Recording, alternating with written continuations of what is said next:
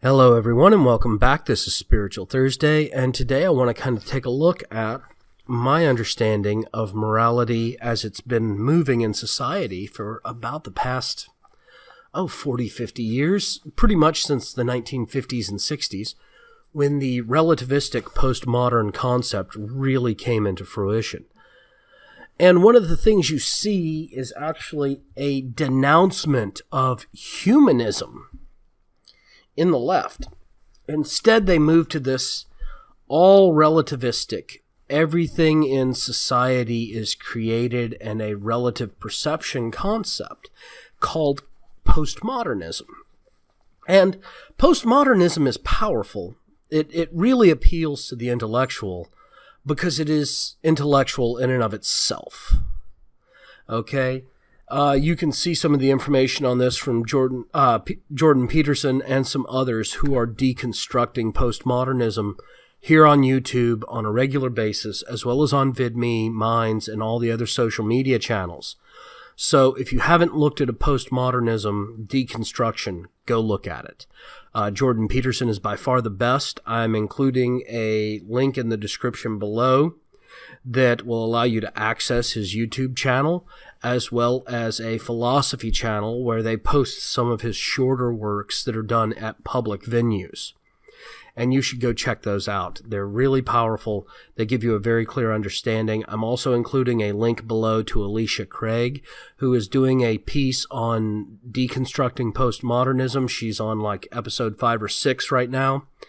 And it's really powerful stuff. She's going through a book that was actually recommended by Jordan Peterson and giving you her interpretation of the book from a mother and a wife and a person in the modern century and not an intellectual. It's very powerful stuff. You should definitely check it out.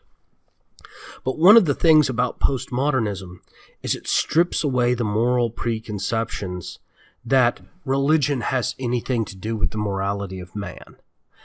And this realistically is dangerous in and of itself. One of the reasons societies developed religion was to instill moral values in the populace.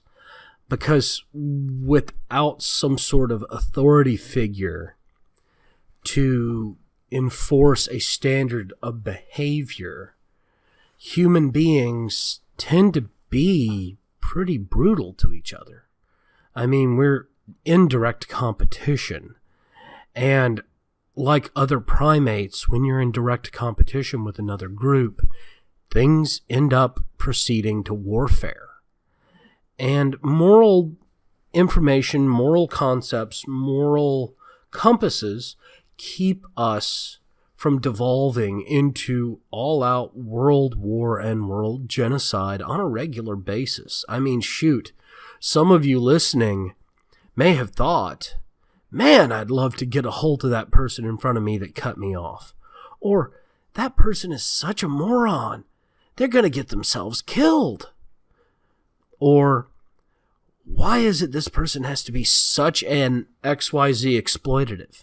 Man, I'd just love to give them a piece of my mind. This is all part of the aggressive nature of the primate.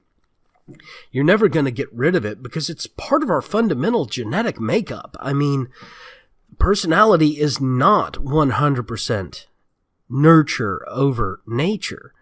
There is a combination of both nature and nurture about everybody's personality.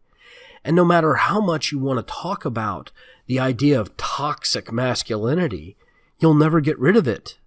I mean, even in today's standards, in these extremist feminist groups, they can't reproduce without men. And even the ones that want to see male genocide, most of them are absolutely crazy because these older feminists from the second wave feminist groups in the 60s that never married are regretting it.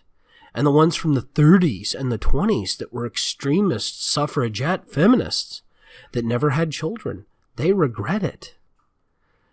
This is something that the postmodernist concept that women are just men is just insane. And so this degradation of the moral concept and the strong moral character is not what we need to be doing. That actually curbs the aggressiveness of the male in the species by making them behave to a societal standard. It keeps them from enacting their darker natures in public. And it causes them to interact with people on an equal footing instead of imposing their will on them. And so the more you try to undermine that moral foundation that creates the dictates of acceptable behavior in society, the more you're going to allow extremist behavior to take over. Because it's that shared that shared underpinning that we all stand on that allows us to interact on an amicable, even level, on an even playing field, so to speak. And if you start digging up holes, well, now nobody's even, and those that are above others are going to rain down on them. It's just human nature. I mean, it allows them to eliminate competition and get more resources. It's part of who we are, what we are. Well, I want to thank you all again for joining me. Please remember to listen to, read, or even subscribe to Unapologetic Pagan, both here on his website and on Minds.com. Also, don't forget, you can catch me at Minds.com, also on YouTube and VidMe. If you are catching this on YouTube and VidMe, please upvote and follow, or like and subscribe. If you're on Unapologetic Pagan, you can come on over to Minds or YouTube or VidMe and find me there as well to do the same. But if you're on Minds, VidMe, YouTube, and you're a pagan, and you're interested in some of the other stuff that Unapologetic Pagan has, come on over through the link down in the description below and check out his web blog. He's got quite a few content creators writing and video blogging for him, and he's got quite a good bit of information for the conservative pagan. Thank you all again for joining me on this Spiritual Thursday, and have yourselves a great day.